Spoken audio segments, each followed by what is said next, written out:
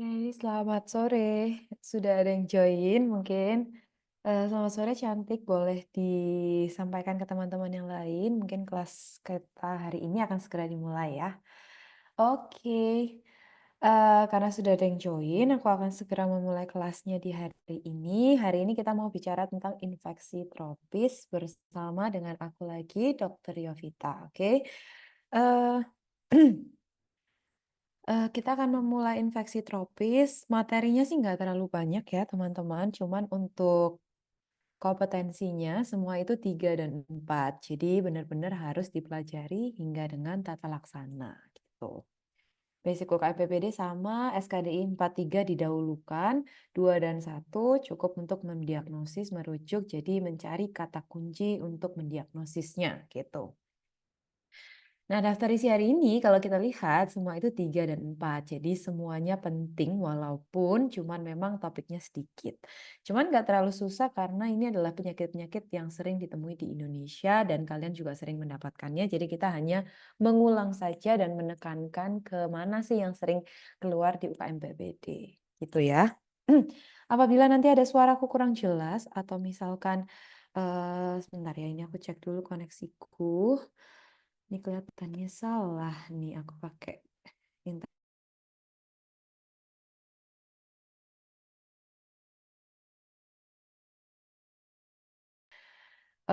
Apabila juga ada pertanyaan, boleh langsung disampaikan melalui kolom chat atau buka mic-nya langsung, nggak masalah. Oke.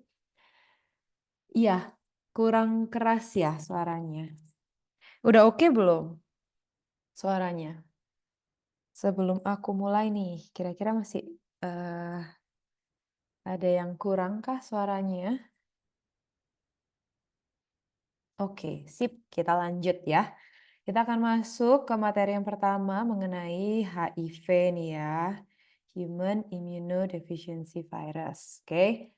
Nih, sebuah infeksi virus ya kan. Nama penyakitnya nanti kalau sudah end stage disebut dengan AIDS ya. Transmisinya melalui cairan tubuh termasuk darah, muntahan, semen, sekresi vagina, ASI, dan pus. Tapi ternyata nggak semua cairan tubuh. Jadi HIV itu tidak menular melalui urin, keringat, dan air mata, dan sebagainya. Jadi ya menular iya, tapi ya masih oke lah ya. Hanya beberapa cairan tubuh dari nggak hanya dengan berjabat tangan, berciuman tuh kita menularkan HIV, enggak ternyata. Oke, stadium infeksinya nanti juga akan dimulai dari serokonversi, di mana mulai terjadinya kita terinfeksi hingga terbentuknya antibodi HIV. Ini takes time ya, jadi butuh waktu sekitar 6 bulan. Kemudian kalau tidak diobati, kita akan masuk ke stadium asimptomatik, di mana ya, belum ada gejala, mungkin gejalanya ringan-ringan saja, supresi imunnya juga ringan sekali, sampai nanti CD4 kita semakin menurun, kita mulai imunnya tersupresi, kita akan masuk ke stadium simptomatik. Oke, nanti end simptomatiknya ada banyak tuh, stadium 1, 2, 3, 4, dan nanti yang terakhir 3 dan 4 itu termasuk di stadium AIDS, di mana sudah muncul berbagai infeksi oportunistik yang kita sebut sebagai end stage daripada HIV. Oke. Nah, untuk struktur virus HIV mungkin udah tahu semua, ini adalah circle dengan banyak duri-duri nih ya. Ternyata glikoproteinnya itu punya fungsi masing-masing nih. Glikoprotein GP120 dan GP41 ini berperan penting dalam proses aderensi ya. Jadi dia kemampuan menempel pada host cell. Nah, kemudian setelah dia adhere, dia akan menginjeksikan materinya dari viral RNA genomiknya ini ke DNA host cell. Nah, kenapa virusnya kan bentuknya RNA ya, tapi dia punya enzim khusus yang namanya reverse transkriptase yang mampu mengubah RNA menjadi double stranded DNA. Oke. Nah, jadi virusnya berubah tuh setelah dia masuk, dia akan menjadi DNA, kemudian DNA ini akan disisipkan oleh bantuan integrase ke host cell. Oke, jadi integrase tugasnya adalah menyisipkan DNA virus ke DNA host cell. Oke, kemudian setelah itu, setelah masuk ke DNA host, dia akan mulai bisa mereplikasi bagian-bagian dari virusnya. Dia akan assemble dan nanti akan keluar sebagai virus yang baru siap menginfeksi sel-sel yang lainnya. Gitu. Nah, fase tahapan infeksi mulai dari transmisi tadi sudah melalui cairan tubuh, walaupun nggak semua cairan tubuh ya kan, rute paparannya harus diketahui. Kemudian dia akan masuk ke asimptomatik atau hanya flu-like syndrome aja. Kemudian terbentuknya antibodi anti HIV baru setelah 6 bulan pasca infeksi. Kemudian viral load akan semakin meningkat dengan virusnya bereplikasi terus-menerus, CD4-nya akan menurun, terjadi supresi imun, akibatnya kita akan jatuh ke simptomatiknya. Nah, simptomatik lama-lama kalau sudah ada yang tadi infeksi oportunistik termasuk stadium HIV 4, CD4 kurang dari 200, maka dia disebut dengan age defining condition. Oke. Nah, ini stadiumnya yang sering ditanyakan di UKM PPD ya. Jadi kita tuh akan ada serangkaian pertanyaan mengenai HIV, kemudian kita akan diminta untuk menyebutkan ini stadium berapa nih gitu. Nah, jadi stadium klinis 1 yang penting adalah limfadenopati saja ya, generalisata persisten. Stadium klinis 2 baru mulai banyak gejalanya, ada penurunan berat badan tapi masih belum sampai 10%. Jadi di bawah 10% berat badan awal. Kemudian yang sering lagi adalah infeksi saluran pernafasan berulang. Ini penting tanda-tanda klinis grade 2 ya, karena dia sudah mulai terjadi penurunan imun, kemudian bisa mencetuskan juga herpes zoster, ulkus mulut yang berulang atau nama lainnya stomatitis ya, ulkus mulut sama ya, sariawan, stomatitis, aptus ulcer sama semua, kemudian angularis skelitis, radang pada sudut mulut, bisa timbul ruam kulit yang sifatnya itu gatal, mencetuskan dermatitis seboroik dan infeksi jamur pada kuku atau yang kita sebut onikomikosis. Nah, jadi yang aku kuning itu yang paling sering menjadi clue di soal. Stadium klinis 3, ini penurunan berat badannya sudah semakin jelas, lebih dari 10%, disertai dengan diare kronis dan demam kronis lebih dari 1 bulan. Nah, di stadium klinis 3 sudah mulai nih ada kandidiasis oral. Oke, oral heri leukoplakia. Bisa ada salah satu atau dua-duanya. Jadi biasanya sih salah satu ya kalau di soal. Kemudian infeksi TB-nya masih lokal di paru aja. Kemudian infeksi saluran pernafasannya sudah semakin parah di pneumonia, emfyema, kemudian nggak hanya stomatitis tapi gingivitis dan periodontitis. Nah, yang sering lagi menjadi clue adalah anemia. Oke. Jadi yang aku kuning yang sering menjadi clue ya, sekali lagi itu untuk stadium klinis 3. Kalau stadium klinis 4 nanti kita akan melihat banyak infeksi oportunistik. Kita bahas dulu perbedaan kandidiasis oral atau nama lainnya oral thrush dengan oral heri leukoplakia. Sama-sama sering muncul didapatkan pada orang-orang HIV, terutama yang enggak imunokompromis gitu ya. Bedanya adalah kalau jamur dia adalah infeksi oportunistik oleh Candida. Sering muncul pada bayi, imunokompromis, di pasien diabetes mellitus, termasuk pasien HIV. Nah, untuk gambaran klinisnya, oral thrush itu seperti plak putih kekuningan. Bisa kita temukan pada semua rongga mulut termasuk mukosa bukal, palatum, lidah, orofaring. Dan sifatnya itu biasanya gatal. Ya, karena infeksinya jamur. Jadi sifatnya gatal dan kadang-kadang juga bisa menimbulkan gejala misalnya kayak nyeri pada rongga mulut atau burning sensation. Itu juga bisa, tapi mostly gatal. Dan kalau kita pemeriksaan fisik, kita akan dengan mudah scrape plak putihnya itu. Jadi plak putihnya mudah sekali dilepaskan dan meninggalkan dasar yang eritema. Jadi kalau disebutkan biasanya tes keroknya, dikerok bisa positif ya berarti meninggalkan dasar eritema. Oke. Tuh. Kemudian kalau diperiksa lagi dengan KUH, di-scrape lagi, diperiksa di bawah objek gelas dan mikroskop, maka akan ditemukan gambaran pseudohiva dan yeast. Akan ciri khas dari Candida. Nah, untuk leukoplakia sesuai namanya nih. Leuko berhubungan dengan warna putih, plakia berarti plaknya berwarna putih. Ini adalah sebuah lesi prakanker. Kalau khusus untuk oral hairy leukoplakia, etiologinya adalah infeksi virus EBV. Ini etio ya. Nah, tapi sering muncul pada risk factor-nya adalah HIV. Ya, jadi sering muncul pada orang-orang dengan HIV karena penurunan sistem imunnya. Nah, kenapa disebut oral hairy? Karena letaknya dia ada pada lateral lidah saja. Oke, bentuknya vertical stranded seperti ini, seperti rambut-rambut halus. Kadang-kadang juga bisa menyatu menjadi pulau-pulau seperti ini. Ini yang disebut dengan oral hairy leukoplakia. Jadi kalau leukoplakia aja itu plak putih pada rongga mulut intinya. Cuman kalau oral hairy leukoplakia yang letaknya pada lateral lidah. Oke.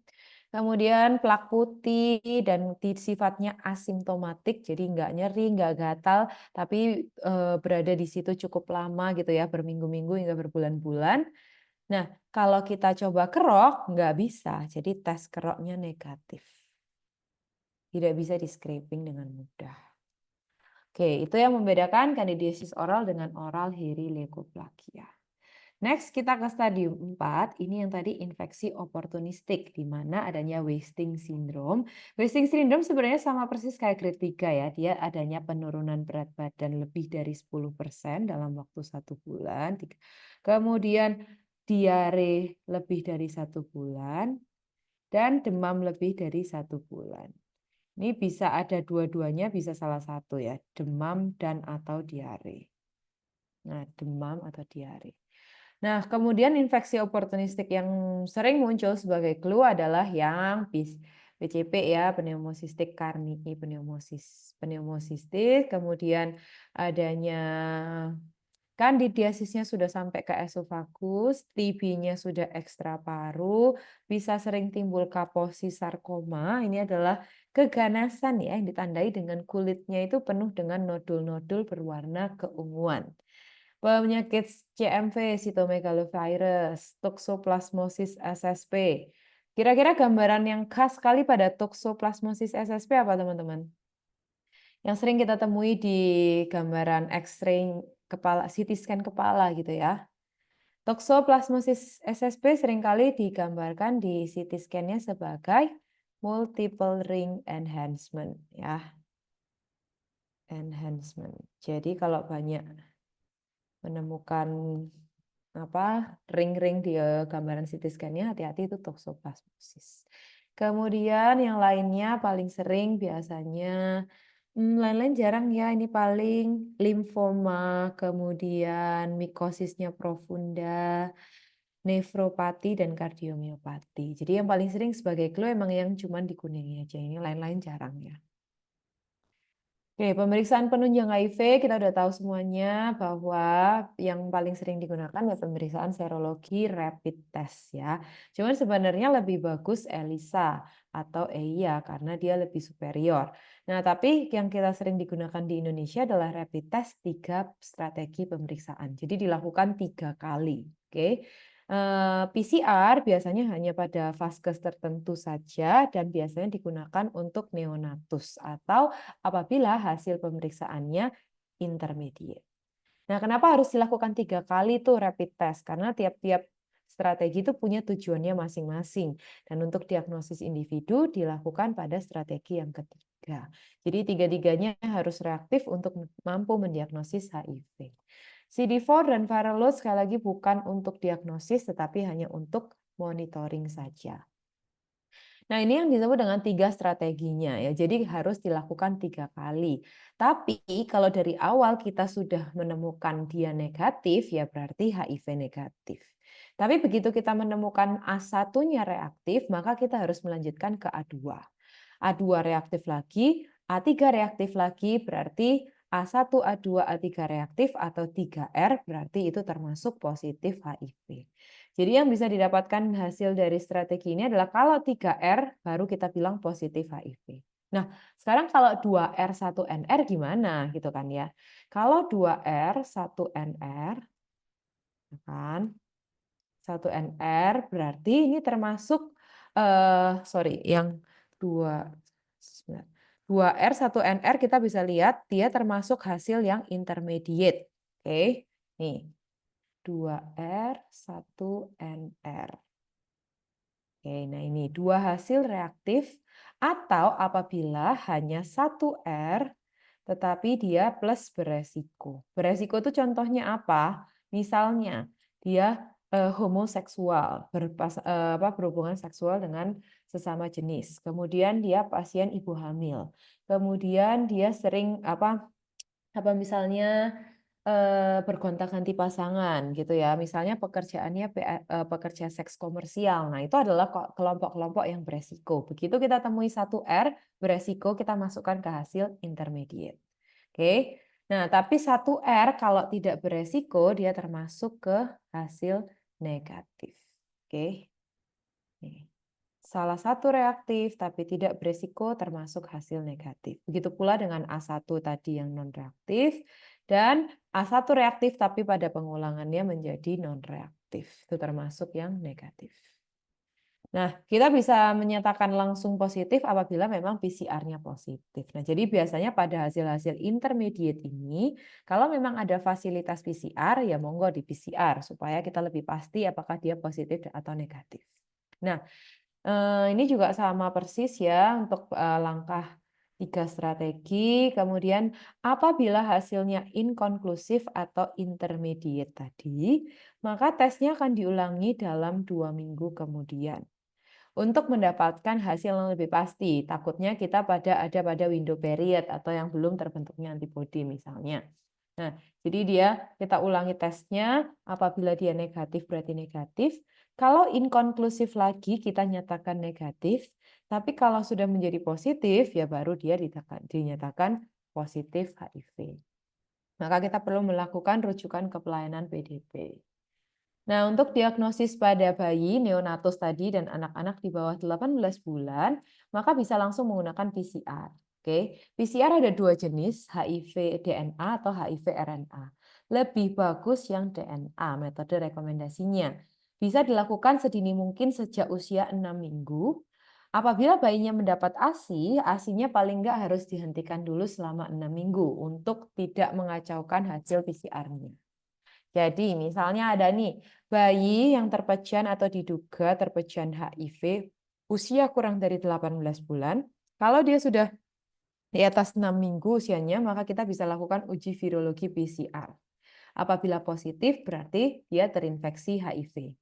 Kalau dia negatif, lihat lagi, pastikan lagi dia tidak mendapatkan ASI.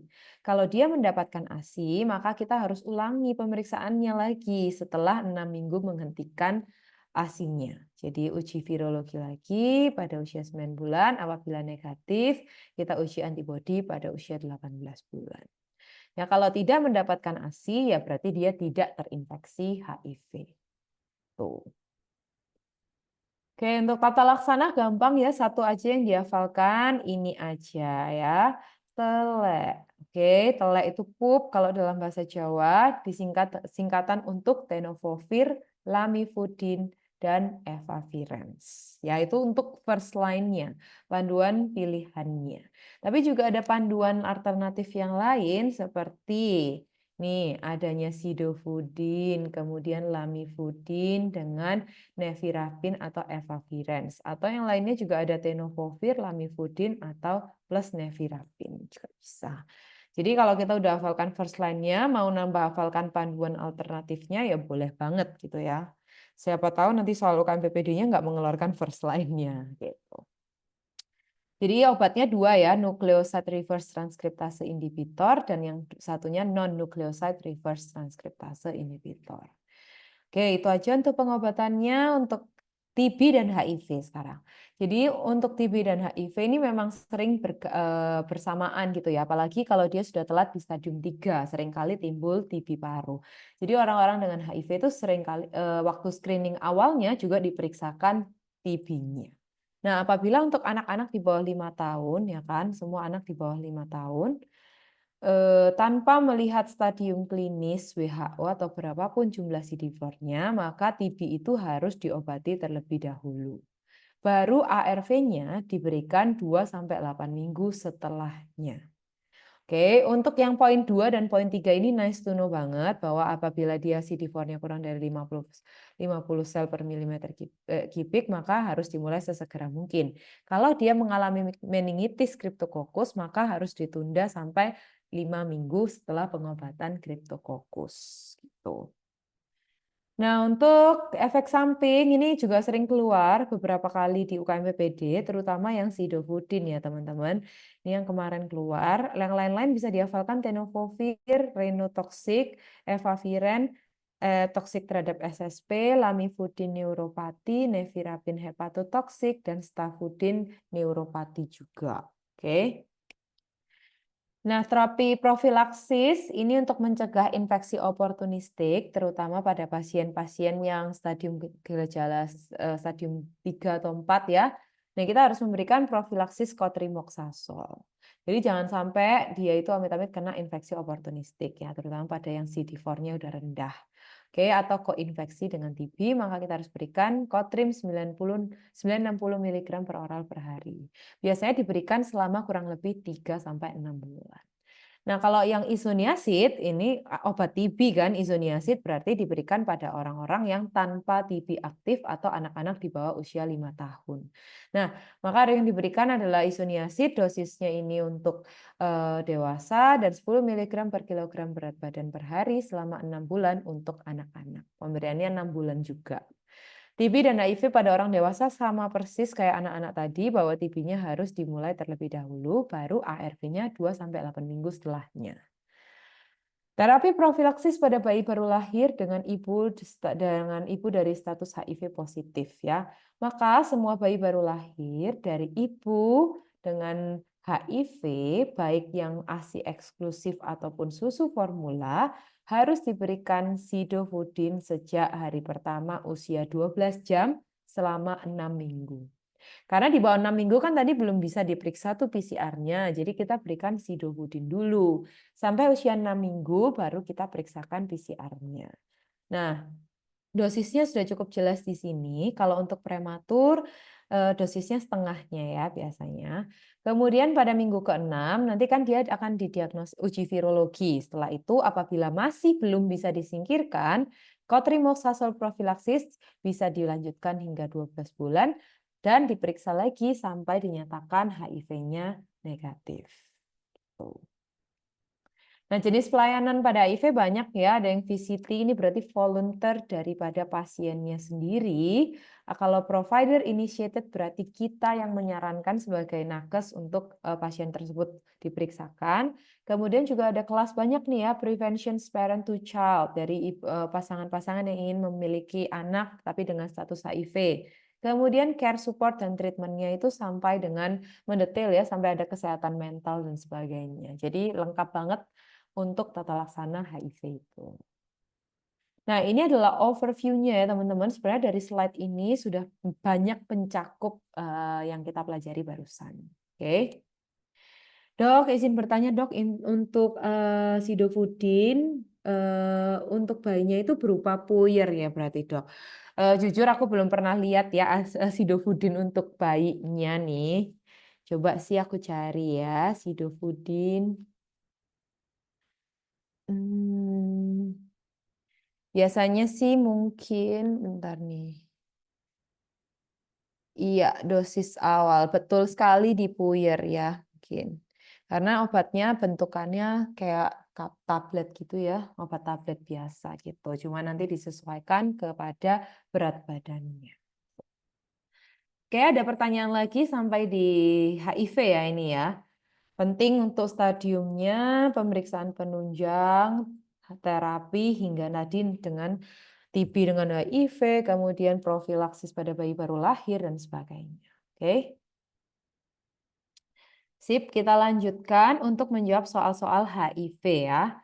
Diagnosis yuk pada pasien ini. Seorang laki-laki berusia 23 tahun datang ke poli dengan keluhan muncul benjolan di beberapa bagian yang hilang timbul sejak 3 bulan.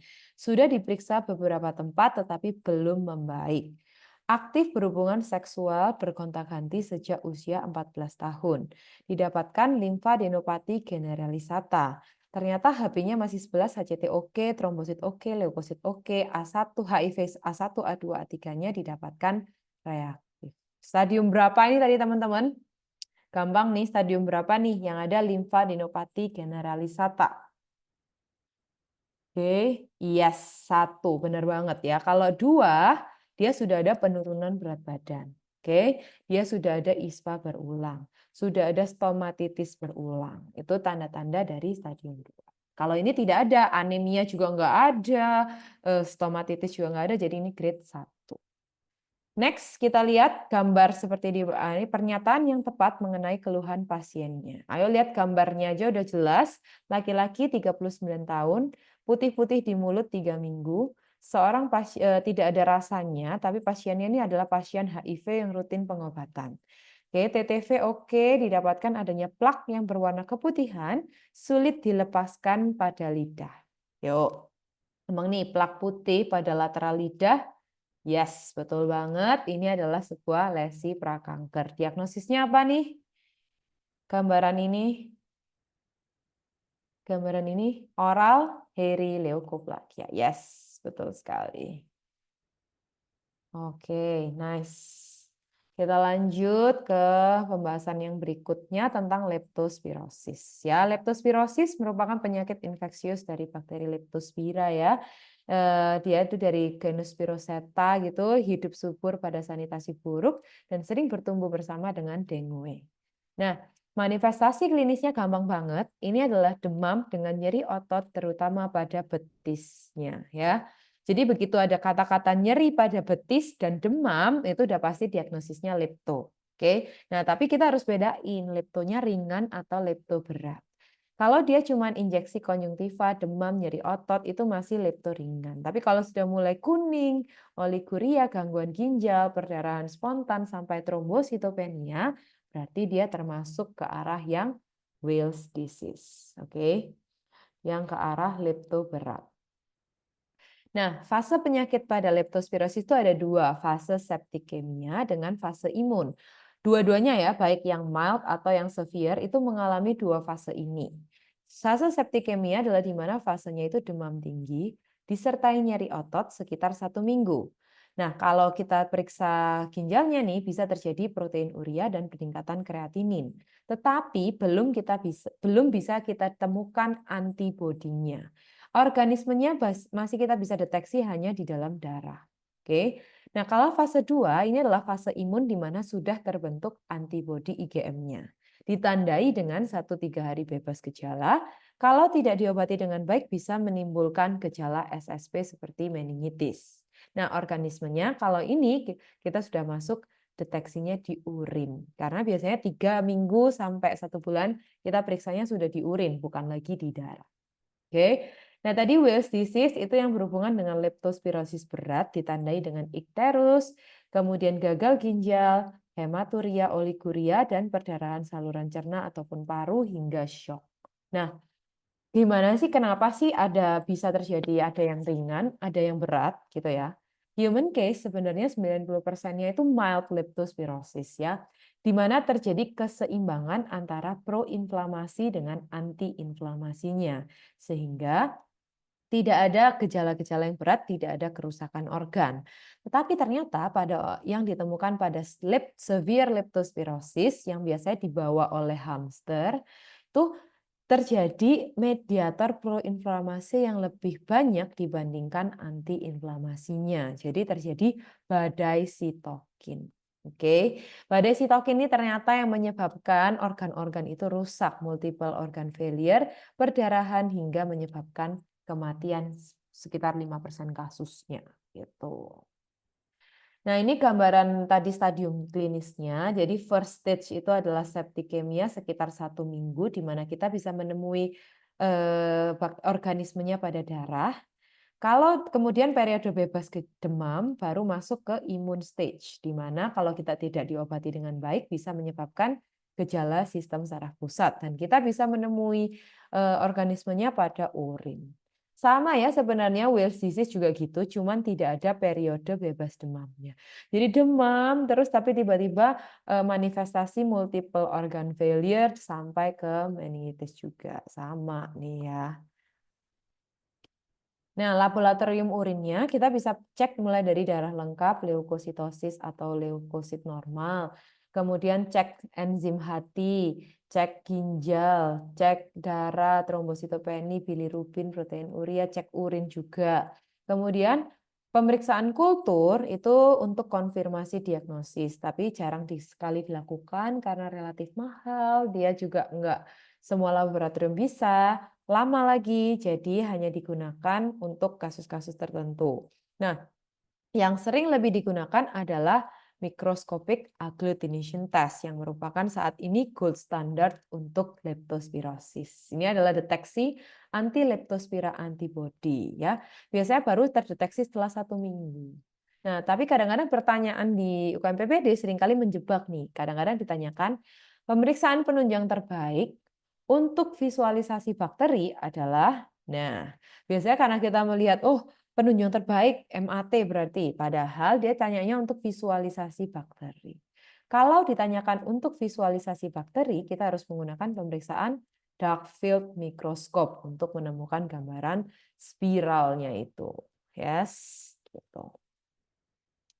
Tata laksana untuk lepto ringan dengan lepto berat harus dibedakan. Kalau lepto ringan itu per oral, kalau lepto berat itu intravena. Jadi harus rawat inap untuk lepto berat. Untuk lepto ringan pilihannya adalah doksisiklin 2 kali 107 hari. Untuk ibu hamil tidak boleh doksisiklin sehingga harus digunakan AMPI atau AMOX. Untuk leptospirosis berat, pilihan utamanya adalah penisilin G 1,5 juta unit per 6 jam, intravena selama 7 hari juga. Kalau nggak bisa, baru biasanya pakai ceftriaxone lah, yang ada sediaan intravenanya ya. Nah, kalau kemofrofilaksis misalnya ditanyakan pada orang yang tidak ada gejala, tapi mau berkunjung ke daerah endemis, takut kena penyakit kuning akibat banjir misalnya gitu ya, maka dia akan diberikan doksisiklin 200 mg per minggu. Jadi minumnya cuma 1 kali 1 minggu, dimulai 1-2 hari sebelum selama periode paparan di sana. Oke. Nah, ini adalah untuk overview daripada leptospirosis ya. Sebenarnya gampang. Jadi, ingat faktornya itu tikus ya. Dari penularannya biasanya secara indirect dari air yang terkontaminasi oleh urin tikus yang mengandung leptospira, dia bisa menembus kulit melalui trauma ringan ya, celah-celah kulit kita gitu.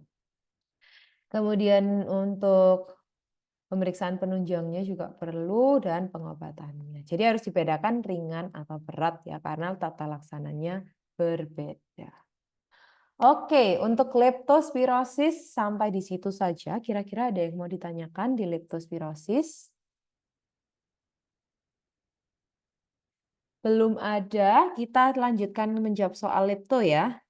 Yuk dijawab yuk nih. Tata laksana yang tepat yuk untuk kasus ini. Laki-laki 25 tahun, dia demam 8 hari. Disertai nyeri otot, seluruh badan, dan mual. Beberapa waktu sebelum keluhannya muncul, dia tinggal di daerah sempat terendam banjir gitu ya. Tetangganya banyak mengalami hal yang serupa. Ternyata dia sekarang demam, didapatkan nyeri gastrocnemius. Kira-kira diagnosisnya apa nih? Dan tata laksana yang tepat apa? Ini apa nih? C. Weil. Apa nih? Tata laksana yang tepat kira-kira diagnosisnya apa sih ini? Diagnosisnya lepto, ringan atau berat? Ada demam dan nyeri gastrok ya. Kok bisa berat? Ada dari mana? Apakah ada ikterik? Apakah ada tanda-tanda renal failure? Apakah ada tanda-tanda perdarahan?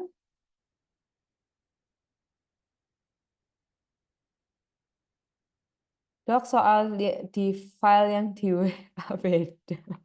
Oh, mau lihat soal yang ini aja ya. Soalnya ini soal yang terbaru dari MedSense untuk UKM PPD Februari. Jadi lihat soal ini dulu aja ya. Nanti pasti bisa menjawab kok yang lain. Kira-kira kalau soal yang ini ya, yang ini aja kalian lihat yang di slideku ini, kira-kira lepto ringan atau lepto berat? Cuman ada demam dan nyeri tekan gastrok. Yes, kalau yang ini ringan. Jadi tata laksana yang tepat kira-kira apa?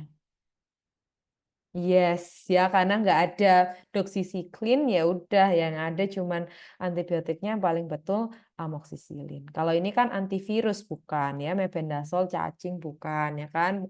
Kalau yang tepat untuk rehidrasi dan simptomatik juga sama. Jadi yang paling betul betul sekali. Lanjut pemeriksaan penunjang untuk visualisasi etiologi. Nah, ini nih. Untuk visualisasi etiologi tadi yang mana? Sama ya, nyeri tekan otot, demam 1 minggu.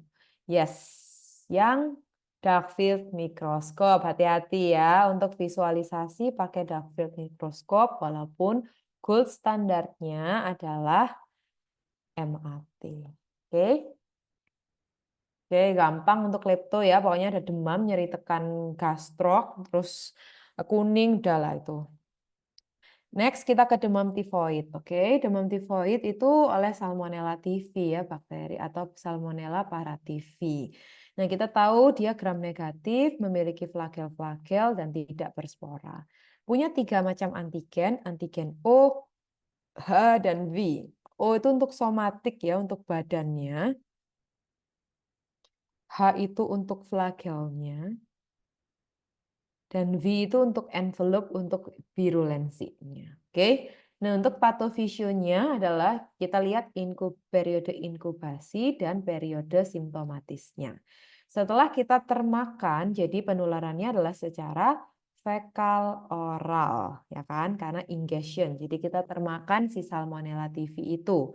Sebenarnya Salmonella typhi ini mati kena asam lambung. Tetapi kalau jumlahnya terlalu banyak, maka dia akan ada yang beberapa lolos masuk ke usus ya, usus halus, dia masuk ke sistem GI tract kita, pergi ke daerah mesenteric lymph node-nya, di mana biasanya paling sering adalah berada pada pair patch ya kan. Kemudian dia belum dikenali, belum ada antibodi yang mengenali dia. Jadi dia cuman lewat aja di situ, kemudian dia melakukan transmisi melalui darah dan lymph nodes, masuk lagi ke reticuloendothelial system di liver, spleen, dan gallbladder. Dari sini dia akan disekresikan kembali ke pair patch atau di GI tract lagi. Nah, sesampainya di sini sudah muncul antibodinya sehingga sudah dikenali nih si Salmonella typhi ini sehingga menimbulkan reaksi inflamasi.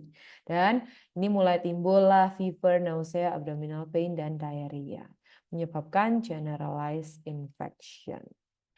Tuh ya, jadi untuk patofisionya. Nah, untuk gejala klinisnya, demam tifoid itu adalah demam kronis ya, lebih dari 1 minggu, ditandai dengan demam yang polanya step ladder. Artinya apa? Naik turun, tapi setiap hari semakin panas. Ya, naik turun tapi setiap hari semakin panas. Disertai gejala abdominal pain, bisa konstipasi, bisa diare. Kemudian minggu kedua bisa terjadi lidah kotor nih ya. Lidah kotor dan bradikardi relatif ini adalah tanda yang penting untuk demam tifoid. Setelah itu hepatomegali juga bisa.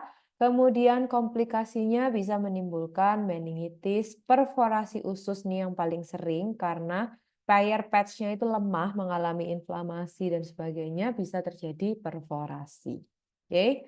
Bradikardi relatif sudah tahu ya, peningkatan 1 derajat Celcius itu harusnya meningkatkan 7 sampai 8 nadi.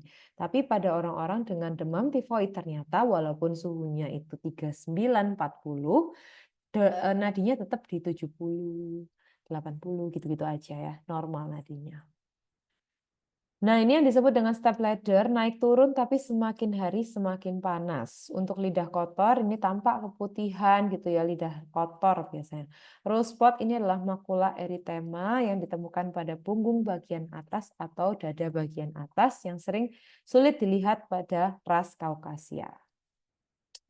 Nah, untuk pemeriksaan baku emasnya, gold standard tifoid itu adalah kultur ya, teman-teman. Jadi bukan yang lain-lain tapi kultur. Medianya empedu, tapi kita mendapatkan sampelnya berbeda-beda setiap minggunya.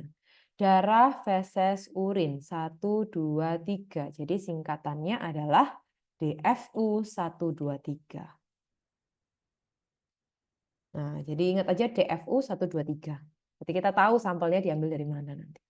Tes Widal adalah tes serologi yang di tes antibodi yang bisa dilakukan dengan mudah di akhir minggu pertama, tapi sensitivitas dan spesifitasnya cukup rendah. Jadi kadang-kadang sering false positif gitu. Nah, ya sehingga yang kita sebut dengan Widal positif itu harus titernya O 1/320 atau kenaikan 4 kali dari normalnya. Oh ya, harus yang somatik ya, karena kalau yang flagel, yang H yang meningkat tapi O-nya normal, kemungkinan sudah past infection. Oke, untuk Tubex, ini juga deteksi anti IgM ya, terhadap antigen O9 yang spesifik untuk Salmonella serogroup D, dia mencapai sensitivitas 100% dan spesifitas 1%. Oke, jadi kalau misalnya Tubex-nya positif, itu ya berarti demam tifoid gitu. Berarti IgM salmonellanya positif gitu. Tata laksananya bed rest total ya, jadi memang harus diistirahatkan, antipiretik, antiemetik, dietnya ini penting, asupan cairan, normal, diet gizi seimbang, konsistensi lunak, cukup kalori, cukup protein, atau tinggi kalori, tinggi protein juga boleh, yang penting lunak dan rendah serat. Kenapa? Karena kita mau mengistirahatkan kerja ususnya. Takutnya kalau kita berikan makanan yang sulit dicerna, akan terjadi perforasi usus. Gitu. Obatnya gampang banget disingkat dengan Desi anak malam. Oke, dewasa ciprofloxacin 2 kali 507 hari dan anak-anak chloramphenicol 50-100 mg per kilogram berat badan per hari dibagi 4 dosis selama 2 minggu. Untuk ibu hamil harus dihindari ya penggunaan ciprofloxacin golongan quinolone sehingga harus digunakan golongan beta-lactam atau cephalosporin. Oke, gitu aja ya. Desi anak malam, dewasa Cipro, anak-anak kloram. Oke, ini adalah untuk overview daripada demam tifoid. Jadi, hafalkan slide ini aja sebenarnya udah cukup ya. Paham. Gampang ya tifoid. Mari kita mencoba menjawab soalnya, teman-teman. Nomor 5 nih, pemeriksaan penunjang yang tepat untuk menegakkan diagnosis. Kira-kira perempuan usianya 21 tahun ke puskesmas dengan keluhan demam 6 hari. Didapatkan keluhan awal demam dirasa meningkat ketika malam hari, tapi 2 hari ini demam terus-menerus. Pasien juga mengeluhkan nyeri perut, penurunan nafsu makan. Pemeriksaan fisik sih tekanan darah oke, HR, RR, suhunya 387, didapatkan lidah kotor, dan nyeri tekan epigastrium. Jelas banget ya, demam kurang lebih 1 minggu, polanya naik turun, tapi sekarang naik terus 387, lidah kotor. Jelas banget, diagnosisnya apa nih? Tifoid ya, gampang. Ya, demam tifoid, betul sekali. Kalau di sini ya paling betul ya menggunakan Widal. Oke. Kalau ditanyakan gold standarnya, jawabannya apa? Gold standard kultur, pakai media empedu, sampelnya dari DFU 1, 2, 3.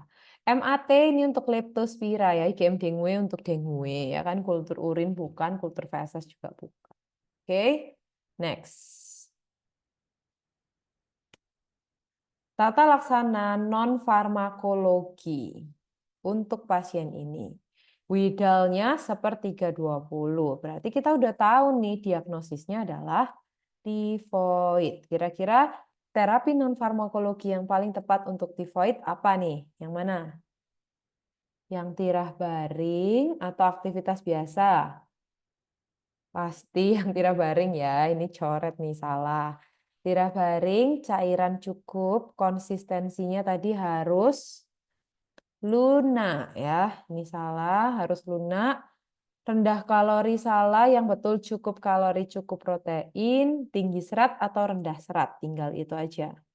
Yang dadu, rendah serat ya. Intinya yang mengistirahatkan kerja ususnya. Oke. Next, gitu-gitu aja untuk tifoid ya. Kita next ke malaria. Ini adalah infeksi parasit oleh Plasmodium yang menyerang eritrosit, endemis di Indonesia, terutama di daerah Kalimantan, Sulawesi Tengah, Maluku, Papua, Lombok, NTT. Patogennya Plasmodium falci, Vivax ovale, malariae, dan knowlesi. Vektornya adalah nyamuk Anopheles yang betina. Kenapa yang betina? Karena dia yang blood sucking, oke? Trias malaria ini jangan pernah lupa karena begitu ada demam tinggi, kemudian menggigil, tapi terus berkeringat, itu berarti dia termasuk trias malaria. Apalagi kalau ditambah adanya riwayat berkunjung ke daerah endemis, riwayat tetangga atau ada yang sakit malaria, atau tinggal di daerah endemis. Sudah pasti lebih mengarahkan kita ke malaria. Nah, dari tipe demamnya ternyata kita bisa mengetahui etiologi plasmodiumnya. Karena kalau Plasmodium vivax dan ovale ini termasuk malaria tertiana. Artinya terti kan 3 ya, berarti demamnya 3 hari sekali. 1 demam, 2 bebas demam. Jadi 3 hari sekali demamnya. Kalau malariae itu kuartana, kuartet berarti 4, berarti demamnya 4 hari sekali. 1 demam, 3 bebas demam. Kalau yang demamnya kontinu atau intermittent itu yang disebut dengan malaria tropicana, penyebabnya adalah yang falciparum. Jadi harus tahu ya, 3 tertiana itu punya Vivax ovale, 4 malariae, dan yang terus-menerus falciparum. Nah, yang sering tuh dari sini, morfologi daripada plasmodiumnya menentukan diagnosisnya. Kita lihat kalau falciparum yang paling sering keluar ya. Ini disebut dengan malaria tropicana, eritrositnya itu sama ukurannya dengan normal, tanda khasnya ada Maurer spot, atau bentukan trophozoit yang khas adalah ring form, ya, bentukan cincin atau akul ring. Pernah ditanyakan juga ada yang tanya, ini trofozoit yang mana yang punya gambaran ring form itu yang imatur ya. Yang imatur yang punya gambaran ini. Nanti dia berubah menjadi skizong ya kan, kemudian skizong dia ke gametosit. Stadium gametositnya bisa sangat khas sekali yaitu bulan sabit, pisang atau sosis. Ini paling sering keluar yang stadium gametositnya.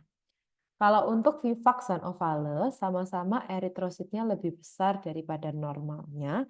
Gambaran Vivax yang khas adalah Suffner dots, kalau yang ovale James dot.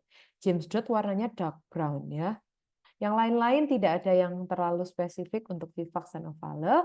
Kita next ke Plasmodium malariae.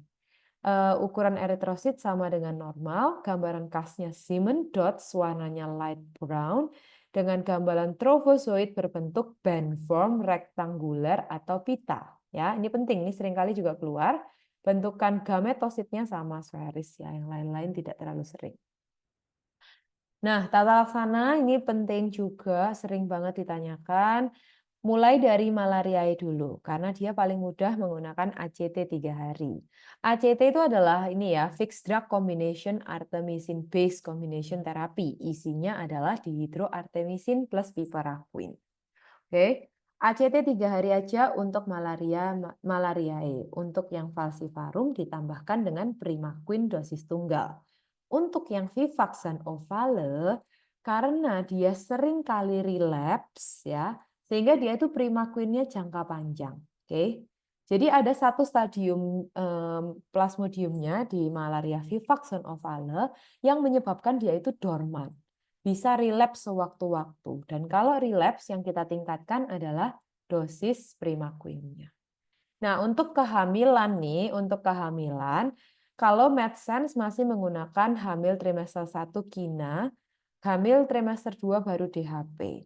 Tapi kalau guideline terbaru menurut yang aku baca, kehamilan tuh sudah 1 trimester 1 sampai 3 menggunakan ACT 3 hari atau DHP 3 hari. Sama ya ACT DHP ya. Sama, 3 hari. Semuanya bisa menggunakan fixed drugs combination itu. Oke. Nah, untuk non-ACT jarang banget nice to know saja menggunakan chloroquine atau KINA, tapi sudah banyak resisten ya.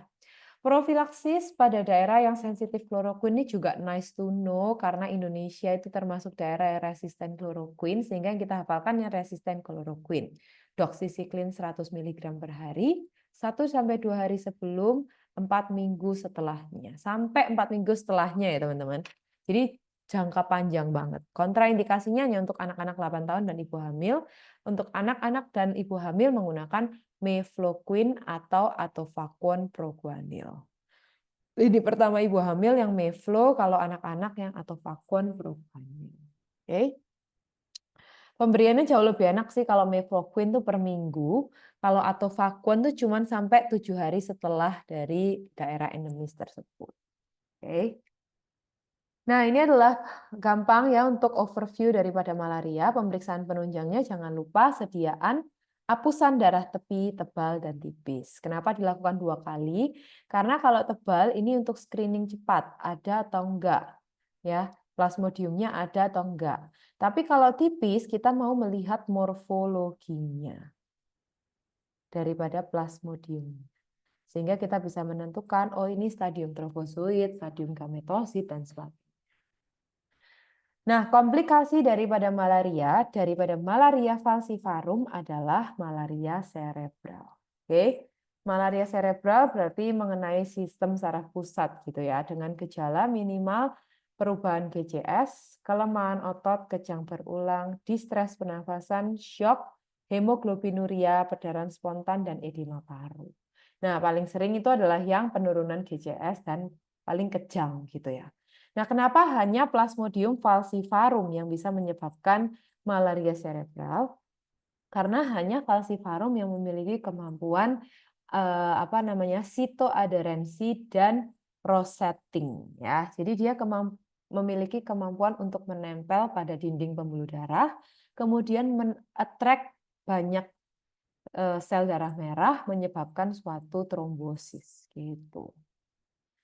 Nah, untuk laboratoriumnya hipoglikemi ya, jangan lupa. Asidosisnya metabolik, kemudian anemia berat, hiperparasitemia, hiperlaktat, hemoglobinuria, dan gangguan fungsi ginjal ditandai dengan peningkatan URCR-nya. Nah, tata laksananya berbeda sedikit karena kalau malaria cerebral harus pakai sediaan injeksi IV atau IM tergantung sediaan yang kita gunakan. Untuk artesunat biasanya diberikan intravena, untuk artemeter diberikan intramuskular. Untuk artesunat dosisnya sudah ada 2,4 mg per kilogram berat badan. Pada hari pertama diberikan 0,1, 12, 24. Jadi 3 kali, hari berikutnya baru 1 kali 1 sampai pasiennya sadar. Baru kita ganti dengan tablet ACT menurut Plasmodium falciparum, yaitu ACT 3 hari, Primaquine 1 hari. Untuk artemeter ini intramuskular, dosis pertamanya 2 ampul, dosis hari berikutnya 1 ampul, sampai pasiennya sadar juga. Seperti itu aja untuk malaria cerebral. Malaria itu aja ya, kita coba jawab math quiz-nya yuk. Oke, sudah siap. Di sini gambaran khas yang dapat ditemukan pada pemeriksaan apusan darah. Laki-laki usia 30 tahun, keluhannya demam hilang timbul 2 minggu dengan menggigil dan keringat dingin. Demam hilang timbul dengan periode bebas demam selama 3 hari. Sudah berobat beberapa kali tapi belum membaik. Sempat tinggal selama 1 minggu di daerah Maluku sebelum keluhannya timbul.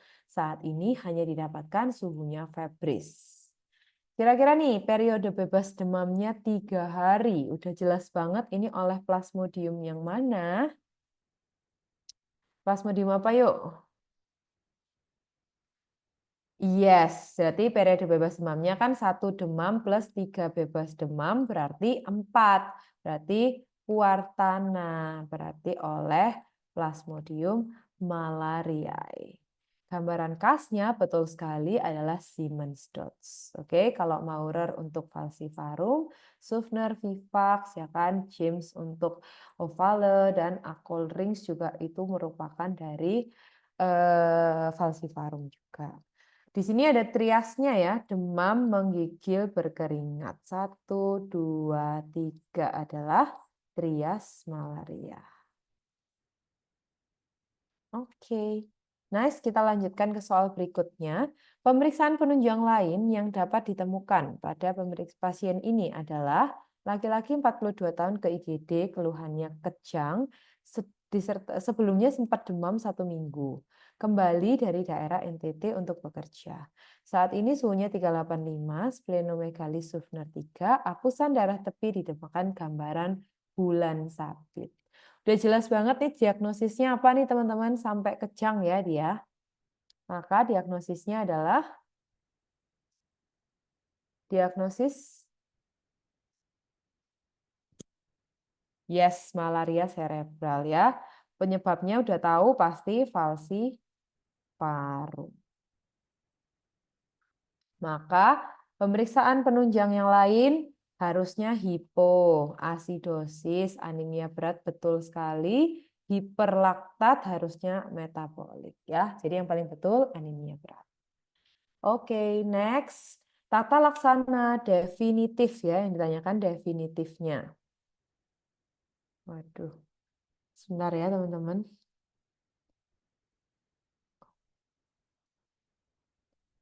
Oh, masih oke ya, suaraku masih normal ya. Apakah begitu teman-teman? Masih oke ya?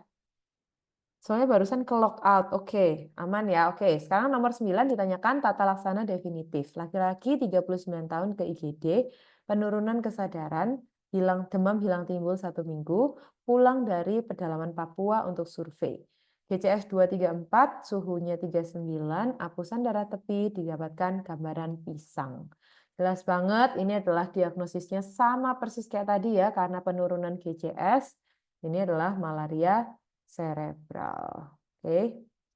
Malaria cerebral tata laksananya adalah penggunaan yang mana nih? Kok jawabannya B, tertukar ya. Ini hati-hati ya, udah terjadi penurunan kesadaran. Bukan lagi malaria biasa, tapi malaria cerebral. Jadi harus pakai artesunat intravena. Kalau artemeter IM ya. Sebenarnya ini benar banget untuk Plasmodium falciparum kan, tapi kalau harus lihat lagi diagnosisnya apa gitu. Oke, next kita membahas tentang demam dengue ya. Demam dengue virus ya, dari demam dengue virus ada 4 serotipenya. Vektornya adalah nyamuk yang punya kaki hitam putih, Aedes aegypti. Pola demamnya adalah ini demam akut ya, di bawah 7 hari dengan polanya pelana atau bifasik. Tinggi di awal, kemudian setelah hari ketiga demamnya akan turun, yang merupakan tanda-tanda fase kritis. Disandai dengan perdarahan, nyeri pada otot dan sendi. Klasifikasinya ada DF dan DHF. Kira-kira bedanya apa sih teman-teman DF dengan DHF? Bedanya di mana? Harus ada apa pada DHF untuk membedakan dengan DF? Harus ada, yes, betul sekali, harus ada plasma leakage. Oke, kebocoran plasma. Begitu ada plasma leakage, berarti dia termasuk DHF. Plasma leakage ditandai dengan adanya peningkatan HCT di atas 20%. Nanti kita akan belajar derajat 1, 2, 3, dan 4 dari DHF. Pemeriksaan penunjangnya jangan lupa NS1 untuk hari 1 sampai 3. Untuk hari di atas hari kelima pakai IgM IgG. Oke. Nah, ini tadi sudah. Jangan lupa beda DF dan DHF.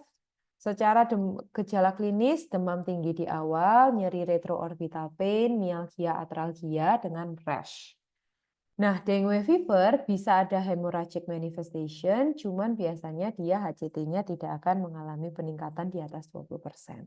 Kalau DHF ini yang ada tanda-tanda shock, kemudian efusi pleura, edem paru, hepatomegali dan sebagainya. Kalau expanded dengue syndrome ini yang sudah menyebabkan kerusakan organ, ditandai dengan peningkatan enzim hati, ginjal, kemudian gejala-gejala otak jantung akibat hipovolemianya. Nah, DHF itu harus selalu ada trombositopenia dan hemokonsentrasi ditambahi dengan hematokrit meningkat di atas sama dengan 20% dari baseline awal populasi seusianya. Jadi diagnosis DHF itu harus ada trombositopeni dan peningkatan HCT. Yang penting. DF untuk dengue fever saja itu tidak ada evidence of plasma leakage. Jadi tidak ada peningkatan daripada hematokritnya. Leukopeni iya, tapi trombositopeni tidak terlalu berat juga biasanya. Nah, untuk DHF sudah ada evidence of plasma leakage ditandai dengan peningkatan HCT. Nah, untuk grade 1 adalah tanda-tanda yang khas adalah positif tourniquet test atau dia adalah perdarahan yang harus diprovokasi. Jadi tidak terlihat secara kasat mata, tapi begitu kita provokasi timbul tuh ternyata manifestasi perdarahannya. Kalau grade 2 ditandai dengan spontaneous bleeding. Perdarahan spontan seperti epistaksis, seperti perdarahan gusi, seperti BAB-nya kehitaman, ya kan? Itu tanda-tanda spontaneous bleeding. DHF grade 3 sudah terjadi circulatory failure ditandai dengan nadi lemah, tekanan darah menyempit, hipotensi, dan restlessness. Tekanan darah menyempit itu yang disebut dengan ini ya, di bawah perbedaan sistol diastol di bawah sama dengan 20 mm Hg. Jadi misalnya tensinya sekarang 80-60, 70-50. Itu kan masih terukur, cuman hipotensi dan perbedaan sistol diastolnya sempit. Itu yang disebut dengan DHF grade 3.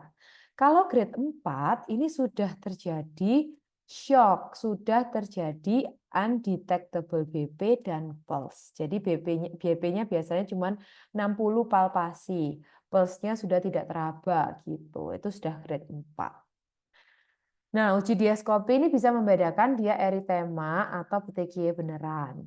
Uji blind CT ya pakai objek glass, kita geserkan di titik-titik merah yang kita curigai sebagai petekiae. Kalau warna merahnya menghilang berarti dia cuma eritema biasa. Kalau warna merah tidak menghilang berarti dia benar-benar sebuah petekiae atau purpura.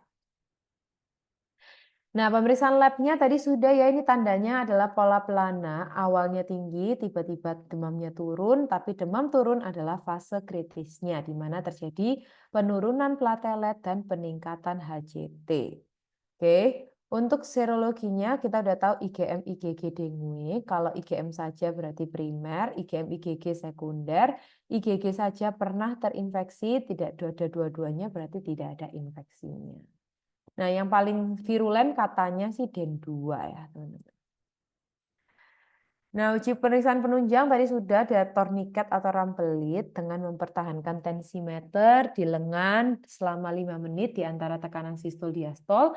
Apabila muncul lebih dari 10 petekiae pada area 2,5 kali 2,5, maka itu disebut positif, berarti adanya tanda perdarahan.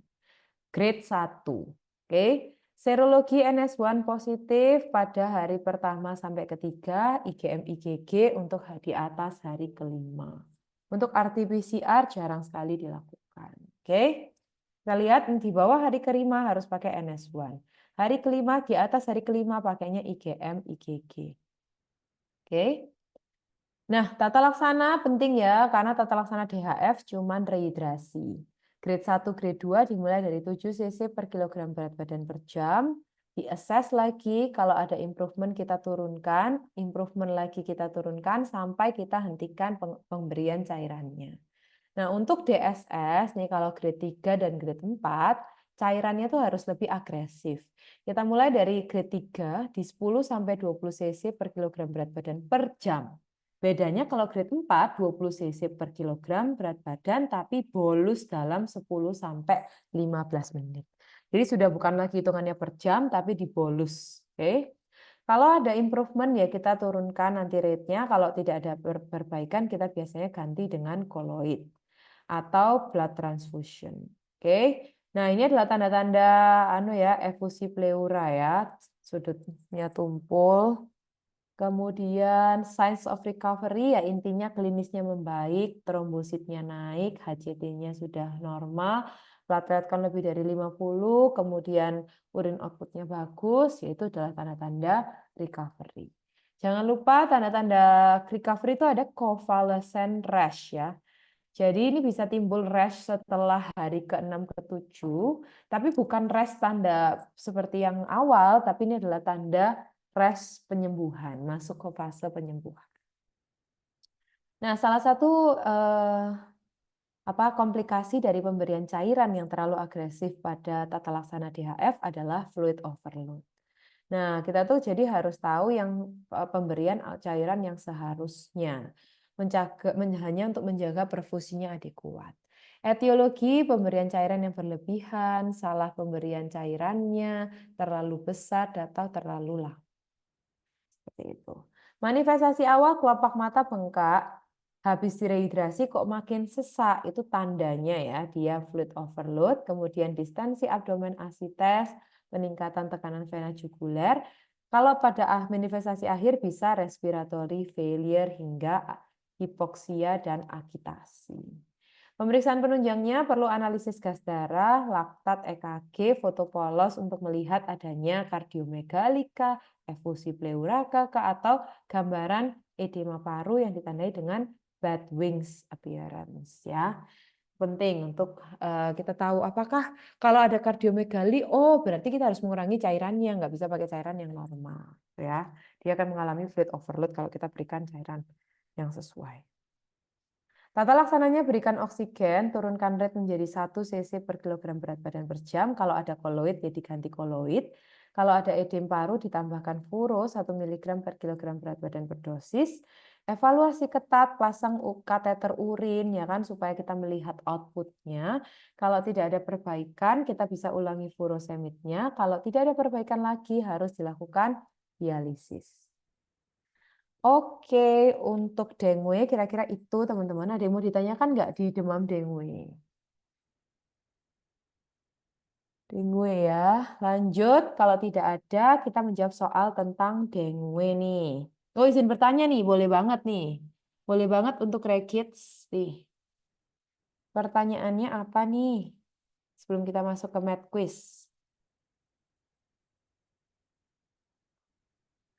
Cara tahu dia turun 20% tuh gimana? Peningkatan HCT ya? Oke, bukan turun ya. Bukan turun tapi naik 20% ya HCT-nya.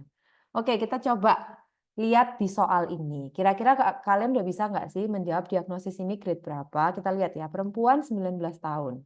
Dibawa ke IGD dengan keluhan tidak sadarkan diri.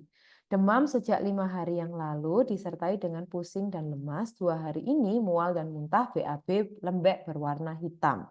Tekanan darah 70-50, HR 130, RR 22, suhu 40, IgM dengue positif, HB 11, HCT 50, trombosit 10.000, dan leukosit 5.000. Kira-kira ini tahu nggak DHF atau DF? Sudah tahu belum DHF atau DF? Nah, kalau kamu taunya ini DHF dari mana?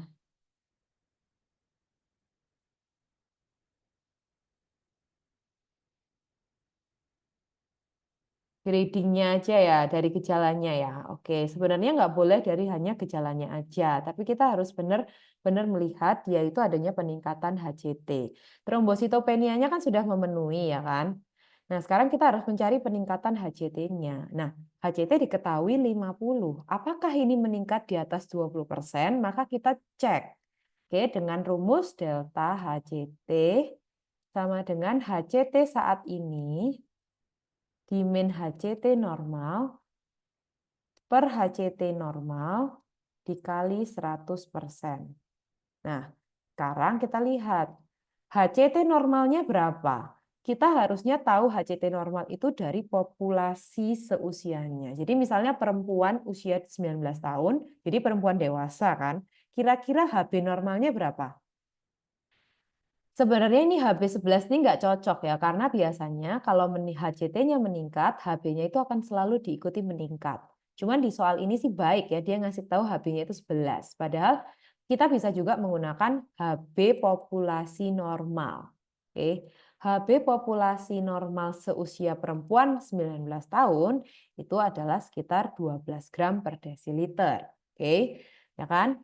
12 gram per desiliter ini berarti HCT-nya berapa? HCT itu kan 3 kali HB. Berarti HCT normal sekitar harusnya 36. Gitu. Jadi ini HCT normalnya. Jadi HCT sekarang 50 Dimen HCT normal 36 per 36 kali 100%. Kira-kira nih hitung aja pakai kalkulator nih berapa nih? 14 per 36 kali 100%. 7 per 18 ya. Berapa nih kita hitung yuk coba di kalkulator. 38,8%. Oke. Nah, berarti ini sudah meningkat di atas 20%. Ya kan? Kan HCT-nya kita mau cari meningkat nggak sih di atas 20%? Ya ini caranya. Berarti meningkat di atas 20%. Berarti ini adalah DHF. Nah, untuk gradingnya kita memang lihat dari gejalanya.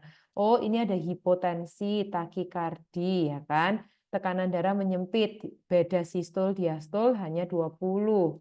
Kemudian adanya tanda-tanda perdarahan spontan. Oh, berarti ini grade berapa? Grade berapa?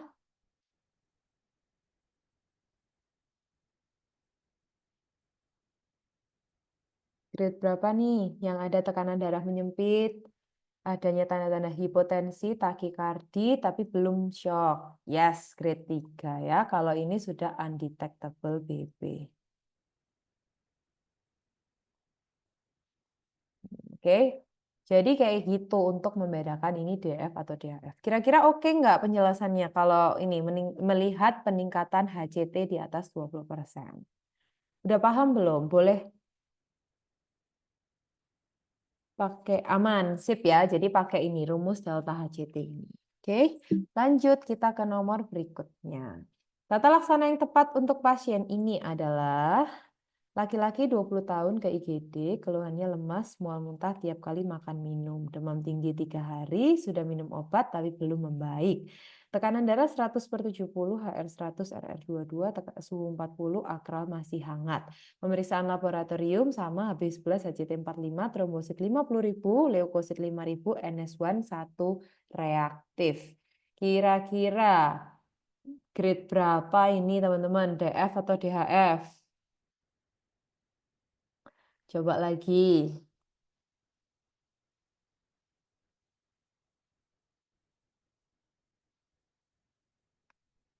Kira-kira berapa nih? HCT-nya meningkat berapa nih? Aku udah hitung. Meningkat di atas 20% nggak?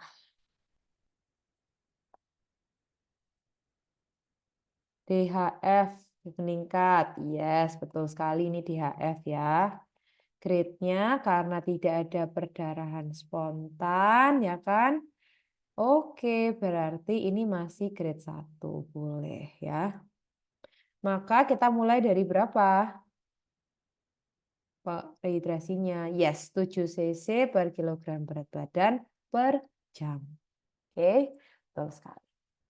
Lanjut, gambaran yang akan muncul pada foto toraks pasien. Laki-laki 22 tahun ke IGD, demam tinggi 3 hari, lemas. Mengalami gusi berdarah dan mimisan. Pemeriksaan fisik, tekanan darah 90-70, HR 105, suhu 398. Kampos mentis ya. Pemeriksaan laboratoriumnya HB10, HCT 43, WBC 4000, trombosit 30.000. Selang 1 jam resusitasi, kok pasiennya malah tampak sesak. Pemeriksaan fisik tekanan darah meningkat sih, tapi ya HR-nya penurun, tapi RR-nya malah meningkat. Disertai edema periorbital dan rongki basah bilateral. Yo, habis diresusitasi kok malah takipnu gitu. Ada nada edema periorbital. Yes, ini adalah fluid overload. Oke. Tandai dengan bad wings adalah tanda-tanda edema paru. Kalau yang lain-lain bukan ya, telektasis parunya kolaps, air fluid level bukan tanda dari apa namanya? Kelebihan cairan, honeycomb pada apa namanya? Bronkiektasis ya. Nah, brown glass juga bukan. Oke. Next, kita ke soal berikutnya. Oh, kita sudah masuk ke infeksi cacing nih. Nah, yang kita mau bahas nanti di nematoda, trematoda, dan cestoda ya. Terutama di nematoda yang menyerang di sistem GI tract kita. Di sini aku biasanya singkat dengan Itsem ya, untuk membedakan transmisinya saja ya, itsem. Nah, itu berarti singkatan dari enterobius, kemudian ada askaris,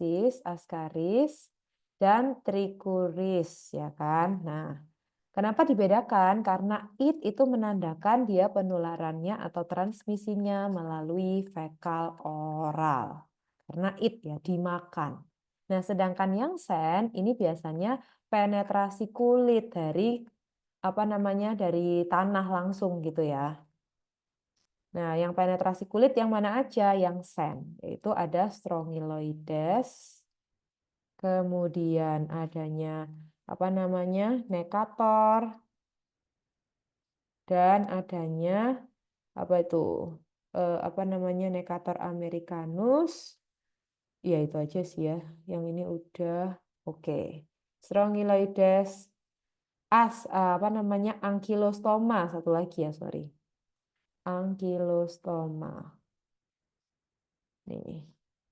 Dan Necator americanus. Jadi itu hafalannya untuk melihat transmisinya. Yang trematoda nanti kita akan bahas yang fasciola ya kan, dan cystosoma. Kalau yang cestoda nanti di Taenia sakinata dan Taenia soli. Nah, kita masuk ke nematoda dulu atau cacing gilik ya, yang bentuknya itu silinder. Di sini ada yang paling sering keluar yaitu Ascaris lumbricoides, nama penyakitnya Ascariasis. Bentuk telurnya dinding tebal 2-3 lapis bergerigi. Ini penting banget ya karena dia mirip sama Taenia nanti telurnya ya. Stadium infektifnya telur, tempat tinggal cacingnya di usus halus sehingga menyebabkan anoreksia, diare, ileus obstruktif, mual muntah dan nyeri perut. Tapi kalau dia bermigrasi ke paru-paru bisa menyebabkan Loeffler syndrome ya. Loeffler syndrome itu kalau dia ke paru-paru cacingnya. Nah, untuk ankylostoma dan Necator americanus, ini kita udah tahu kan tadi dia penularannya melalui penetrasi kulit sehingga menyebabkan ground edge. Oke, nah dia bentuk telurnya oval sitoplasma jernih, berisi segmented ovum, tempat tinggalnya tetap di usus halus sehingga menyebabkan nyeri abdomen, mual muntah, anemia akibat perdarahan saluran cerna yang kronis. Oke. Lanjut, Strongyloides juga masih sama di oval sitoplasma jernih menyebabkan ground edge, nyeri abdomen, mual muntah, anoreksia, dan bisa menyebabkan hyperinfection syndrome. Nah, untuk pemeriksaan ini ditemukan ya pada pemeriksaan feses rutin, ditemukan lavanya atau menggunakan Harada-Mori filter. Ini adalah filter khusus ya untuk Strongyloides biasanya untuk memfilter dan menemukan telur cacingnya gitu.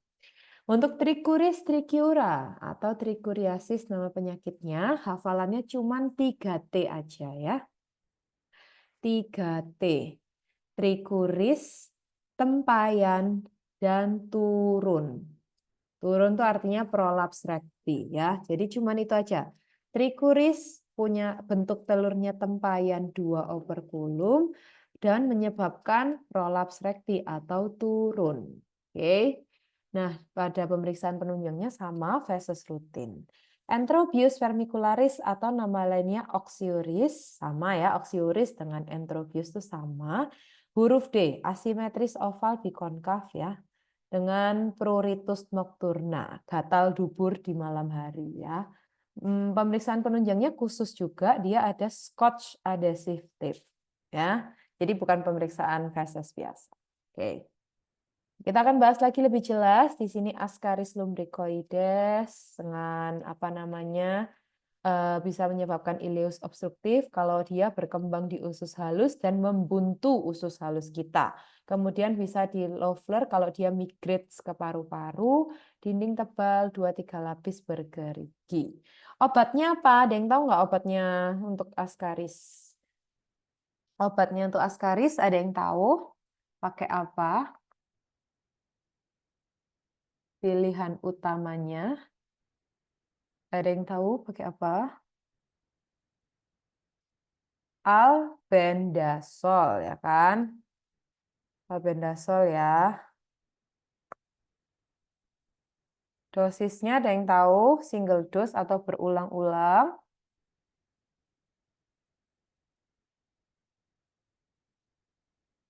Ada yang tahu? Ini pada tidur semua nih ya. Bentar ya. Oke. Albendazole single dose ya. Oke, kita akan lihat lagi nanti di pengobatannya di belakang. Kalau nematoda yang hookworm, ini tadi penetrasi ke kulit ya kan, udah jelas dia menyebabkan ground itch, dia ada ennecator, ada ankylostoma, dan juga ada yang strongyloides tadi ya. Jangan lupa dia menyebabkan anemia, kemudian faktor resiko tidak pakai alas kaki, gejalanya anemia 5L, dan pada pemeriksaan feses rutin, kadang-kadang ada yang haradomorites ditemukan bentukan telur oval berdinding tipis, berisi segmented ovum. Trichuris trichiura, hafalannya 3T ini aja, udah nggak usah pikir banyak-banyak ya kan. Kemudian enterobiasis, gabur mari, ini aja yang penting, gatal dubur di malam hari. Pemeriksaan penunjang, jangan lupa anal swab atau Graham Scotch adhesive tape. Bentukannya oval bikonkav asimetris huruf D. Jelas ya. Nah, untuk trematoda ini ada kita bahas nanti schistosoma dan juga fasciola. Schistosoma itu ada 3, Mansoni, Hematobium, dan Japonicum. Hafalannya untuk Mansoni itu punya duri di pinggir. Jadi Mansoni sama dengan minggir, sama-sama M ya, minggir. Yang hematobium di lateral durinya, kalau yang Japonicum tidak punya duri. Itu untuk telurnya. Jadi kita bisa membedakan ketiga ini berasal dari telurnya. Tinggal kita lihat durinya di mana. Oke. Stadium infektif semuanya serkaria, tempat tinggalnya macam-macam, ada yang di usus besar. Hematobium itu dikandung kemih sehingga menyebabkan genitourinary cystosomiasis. Untuk yang Japonicum tetap di usus halus, jadi menyebabkan intestinal cystosomiasis. Nah, dia penetrasi ke kulit menyebabkan swimmer's itch, kalau berenang di air tawar itu adalah faktor resikonya, dan menyebabkan demam akut disebut dengan demam Katayama. Oke, untuk yang intestinal, gejala-gejala intestinal ya seperti nyeri perut kronis, ADB, ya kan? Kalau genitourinary, hematuria, biuria, disuria, dan sebagainya. Nah, untuk pemeriksaan penunjangnya sama pakai feses rutin dijumpai telurnya atau pakai antigen sistosoma, tapi lebih jarang dia. Hafalan untuk menghafalkan sistosomiasis adalah 4S. 1. Sistosomiasis punya spina, duri atau spina, ya. Stadium infektifnya serkaria, dan satu lagi dia endemis di daerah Sulawesi. Jadi 4S ya, Schistosoma, Spina, Serkaria, Sulawesi. Gitu aja. Oke, kalau fasciola ada yang hepatika, ada yang buski. Kalau yang sama-sama ya telurnya satu operculum lonjong, stadium infektifnya juga sama-sama metasarkaria, cuman beda di tempat tinggalnya. Kalau yang hepatika itu tinggalnya di hepar dan ductus biliar, kalau yang buski di usus halus. Maka kalau dia tinggalnya di hepar dan ductus biliar, maka akan menyebabkan gejala-gejala di hepar dan duktus seperti hepatomegali. Nanti dia bisa menyebabkan yang namanya apa? Kolangitis, kolelitiasis ya kan? Karena tempat tinggalnya di situ gitu. Kalau yang usus halus ya menyebabkan gejala-gejala obstruksi yang pasti ya, nyeri abdomen, obstruksi gitu. Dua-duanya sama-sama memeriksa dari feses rutin ditemukan telurnya ya. Nah, trematoda ingat aja 4S, nanti pengobatannya pakai praziquantel, kita lihat durinya aja ada di mana. Kemudian fasciola cuman telur lonjong satu operculum. Dia infeksinya berasal dari kita memakan vegetable ya atau tanaman-tanaman yang sucinya tidak bersih mengandung metasarkarianya. Kemudian termakan oleh kita menyebabkan dia bisa berkembang biak pada usus sistem pencernaan kita dan keluar lagi melalui feses. Nah, untuk cestoda atau cacing pipih, kita tadi belajar saginata atau solium. Gampang banget saginata sapi, sagi sapi, ya kan? Kalau solium berarti babi. Bentuk telurnya tidak bisa dibedakan karena dia memiliki struktur radial 6 kait yang berisi onkosfer. Stadium infektifnya Cysticercus untuk Taeniasis, untuk Cysticercosis telur. Nah, kenapa dia tempat tinggalnya di usus halus? Taeniasis itu biasanya hanya gejala perut saja, ya kan? Tapi kalau sudah neurocystic dia masuk ke sistem saraf pusat menyebabkan kejang, menyebabkan nyeri kepala, defisit neurologis, sampai peningkatan TIK dan hidrosefalus. Jadi hati-hati untuk yang babi, karena hanya yang babi yang bisa menyebabkan neurocystic. Nah, untuk membedakan saginata dengan solium dengan apa? Melihat proglotitnya. Kalau yang punya segmen grafit lebih banyak, itu punyanya saginata. Kalau telurnya sama-sama tidak bisa dibedakan, ya. Itu aja yang penting. Ini adalah perbedaan proglotitnya. Kalau ini cabangnya banyak itu saginata, kalau cabangnya sedikit solium. Bentukan telurnya sama ya. Bulat 6 radial, 6 kait di dalamnya berisi onkosfer dan embryosfer. Kita terinfeksi dengan unkuk atau memakan raw meat daripada sapi atau babi. Gitu. Tata laksananya sama pakai prasikuantel ya. Nih, cestoda pakai prasikuantel. Tadi trematoda juga pakai prasikuantel. Untuk cestoda yang neurocystic baru pakai albendazole jangka panjang ya, 8 sampai 30 hari. Untuk yang nematoda, ini tadi mulai dari Ascariasis albendazole 400 mg single dose, sama dengan ankylostoma. Kalau yang Trichuris trichiura, mebendazole 2 kali 103 hari atau single dose 600. Kalau untuk yang Enterobius lebih sering mebendazole 500 mg dosis tunggal. Kalau enggak ya pakai Perantal Pamoa ya. Untuk menghafalkan nematoda, kita punya singkatan Alan-Metox ya, albendazole untuk Ascaris dan Mercator, sama-sama 400 mg single dose. Kalau untuk mebendazole, Trichuris dan Oxyuris. Trichuris beda di dosis aja ya, ada yang 2 kali 100, ada yang 500 mg dosis tunggal. Oke. Yuk kita menjawab soal-soal mengenai cacing. Cacing-cacing ada yang mau ditanyakan lagi, teman-teman? Jawab soal cacing ya. Cacing gampang hafalin aja telur-telurnya ya. Sama kata kuncinya tadi ya. Nah, kita lihat nih. Penyebab etiologi, penyebab keluhan pada kasus ini. Udah jelas nih. Laki-laki 4 tahun. Diantar karena BAB cair, kadang disertai lendir dan darah sudah 3 hari. Ada tadi pagi ada benjolan keluar dari anus. Didapatkan TTV normal, feses rutinnya ditemukan telurnya ini. Ayo telur siapa ini? Gampang nih. Ada benjolan keluar dari anus berarti disebut dengan yuk 2 operculum. Tempayan bentukannya. Yes, betul sekali. Ini adalah prolaps recti. Jelas ya, berarti punyanya Trichuris trichiura. 3T. Ya, Trichuris tempayan turun. Next, stadium infektif dari penyebab keluhan pasien ini jelas banget kita ada duri ini di telurnya. Durinya di pinggir ya, minggir. Berarti punyanya siapa teman-teman? Udah jelas ya, dia berenang di Sulawesi nih, sempat berlibur ke Sulawesi. Nyeri perut kanan atas 1 bulan. Telurnya oval dengan duri. Ada yang tanya nih, izin dok, kenapa ya dok bisa buat prolaps rekti? Iya, memang aku juga belum tahu sih sebenarnya kenapa sering menyebabkan prolaps rekti, tapi memang kondisi klinis prolaps rekti sering pada Trichuris trichiura. Kemungkinan besar sih karena tempat tinggalnya dia ya berada pada apa namanya usus besar kebanyakan ya, terus ya jadi dia bisa menyebabkan apa namanya terkumpulnya cairan yang ada di cacing yang ada di situ sehingga meningkatkan tekanan intraanusnya itu. Yang lain-lain masih belum terlalu jelas sih, cuman memang sering ditemukan pada kasus Trichuris.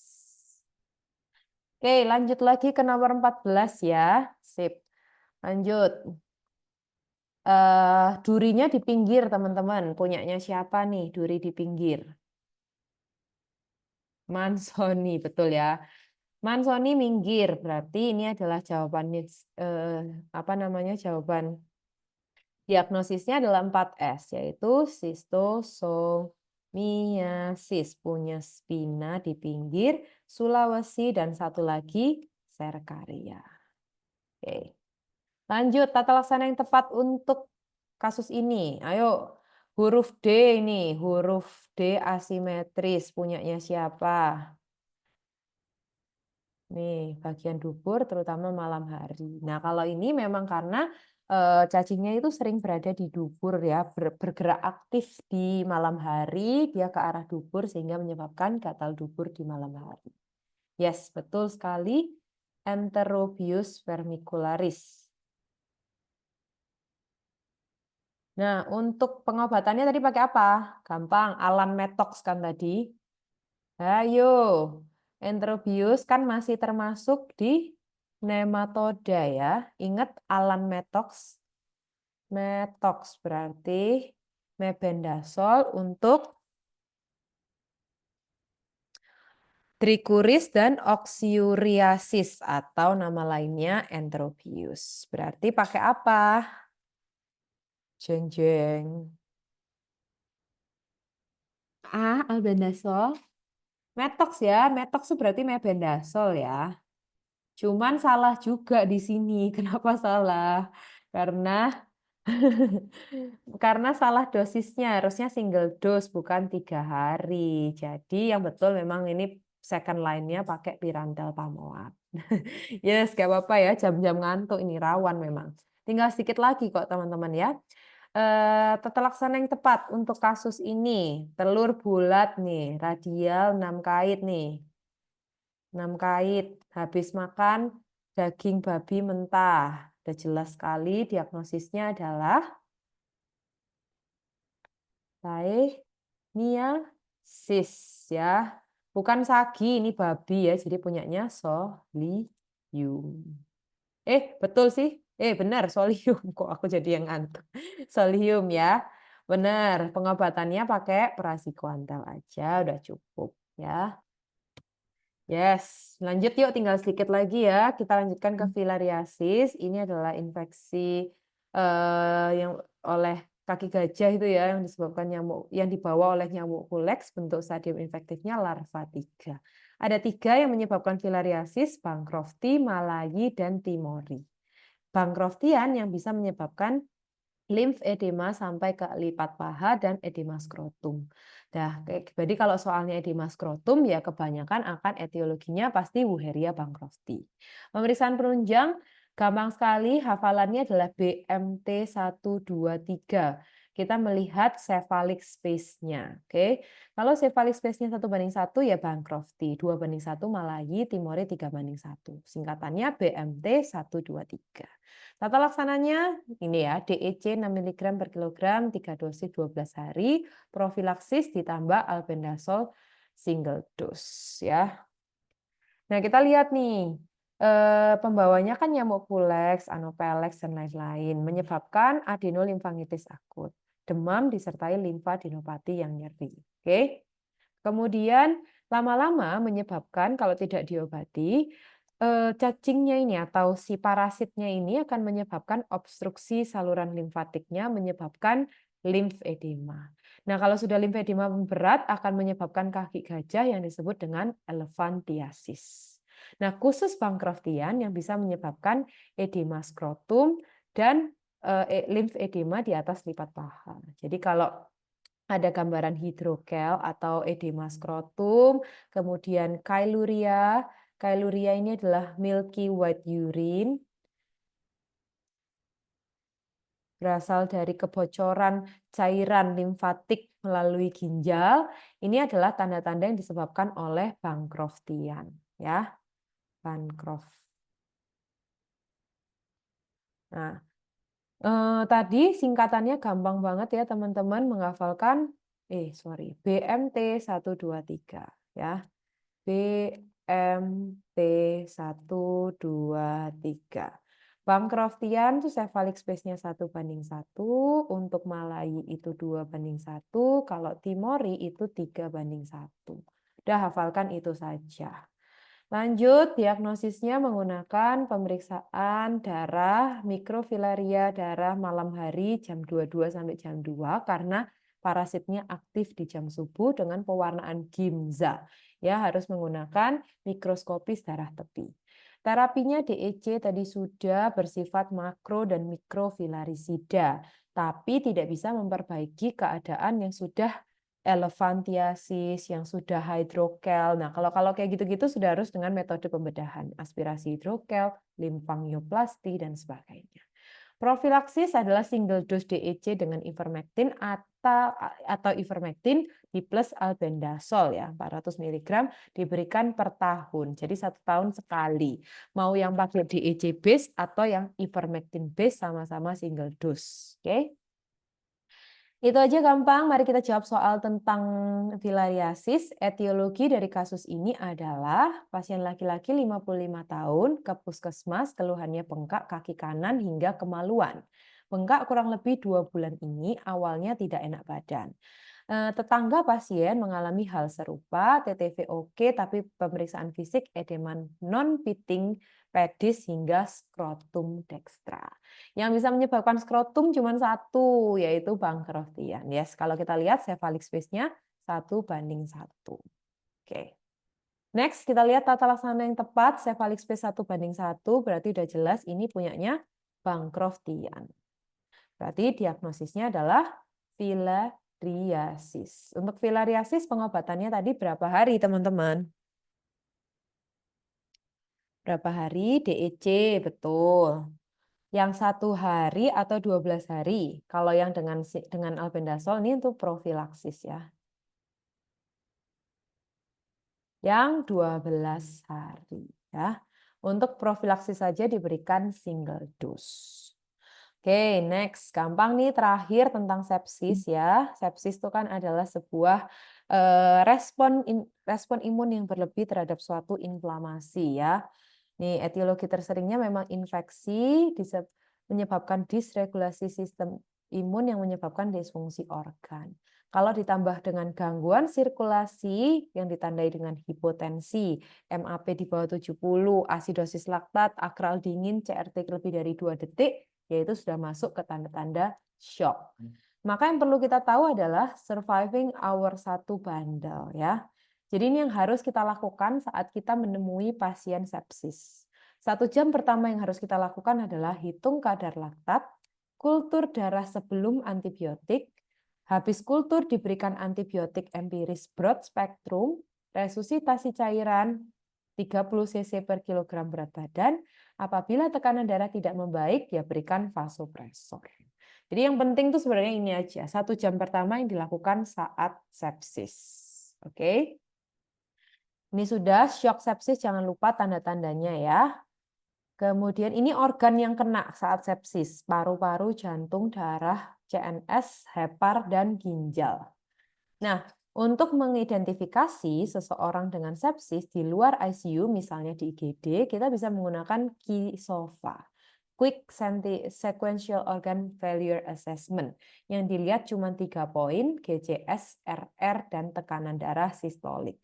2-3 poin resiko tinggi sepsis, terutama kalau dia ada sumber infeksinya, maka kita udah yakin nih sepsis nih. Kalau udah sepsis, biasanya akan dilarikan ke ICU, dinilai lagi dengan SOFA score yang asli. Melihat resiko mortalitasnya. Semakin tinggi SOFA score-nya, semakin tinggi angka mortalitasnya. Yang dilihat dari apa aja ya? Dari organ-organ tadi. Respirasi, koagulasi, liver, kardiovaskular, SSP, dan renal. Jadi kita lihat ya poinnya berapa nih. Kalau poinnya masih 15-24 berarti 90% meninggoy gitu ya. Mortalitasnya tinggi sekali. Nah, yang disebut dengan shock itu kalau ada MAP di bawah 65, akral dingin, CRT memanjang, disertai edema generalisata. Itu aja ya. Menghitung MAP gampang ya, sistol per 2 diastol per 3 gitu ya. Ini yang harus dilakukan, kultur darah, pemeriksaan laktat, maka ini hitung kadar laktat, kultur darah, antibiotik, resusitasi, dan vasopresor. Antibiotik empirisnya paling sering digunakan ya ceftriaxone. Tapi kalau ada kecurigaan MRSA ditambah vancomycin, Pseudomonas, Piperacillin tazobactam, anaerob metronidazole. Tapi mostly sih menggunakan Ceftri ya. Oke, kita jawab med quiz yang terakhir, 2 soal terakhir. Kira-kira antibiotik empiris apa yang dapat diberikan pada kasus ini? Laki-laki 80 tahun ke IGD, penurunan kesadaran. Riwayatnya demam 1 minggu, disertai penurunan nafsu makan, GCS 243, 7540, HR120, RR25, 386, suhunya, HB10, HCT33, leukosit 27.000, trombosit 160.000.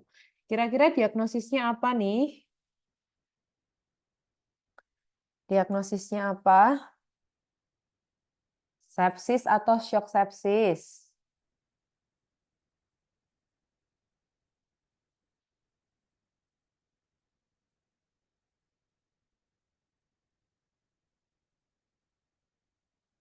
Sepsis atau shock sepsis? Ini ada yang jawab nih, shock. Ya, shock sepsis ya. Maka antibiotik yang harus diberikan apa? Nih, jeng-jeng. Empiris kan tadi? Kalau empiris, yang mana yang paling betul? Empiris yang broad spectrum, pasti yang pilihannya ceftriaxone. Baru kalau kita curiga MRSA ditambah vancomycin. Tapi tetap basicnya Ceftri. Lanjut, scoring yang dapat digunakan untuk menilai mortalitas pasien di ICU. Gampang banget, tadi di ICU pakai skor apa? SOFA score ya. Kalau Kisova untuk di luar ICU ya. Alvarado untuk APP ya. Corp 65 untuk pneumonia, Timiskor untuk jantung. Oke, jadi yang paling betul SOFASCORE. Oke, teman-teman, itu aja tentang infeksi tropis hari ini. Kira-kira ada yang mau ditanyakan lagi nggak yang belum jelas nih? Aman ya, kebanyakan sih gitu-gitu doang sih kalau tropis ya. Paling nanti latihan soal yang banyak. Sambil nanti aku bisa share, aku coba share itu ya, tambahan soal untuk kalian dijawab. Kalau misalkan ada menemukan soal sulit, boleh di-share di WA, kita jawab bersama-sama di WA ya, mention aja ke aku. Oke, thank you for join hari ini, kelas hari ini ya, yang ngantuk-ngantuk, kita tetap semangat untuk menyelesaikan kelas hari ini. Terima kasih yang udah join. See you pada next kesempatan. Mohon maaf ya apabila ada kesalahan dan belum bisa menjawab pertanyaannya dengan baik. Thank you teman-teman semuanya. Selamat malam.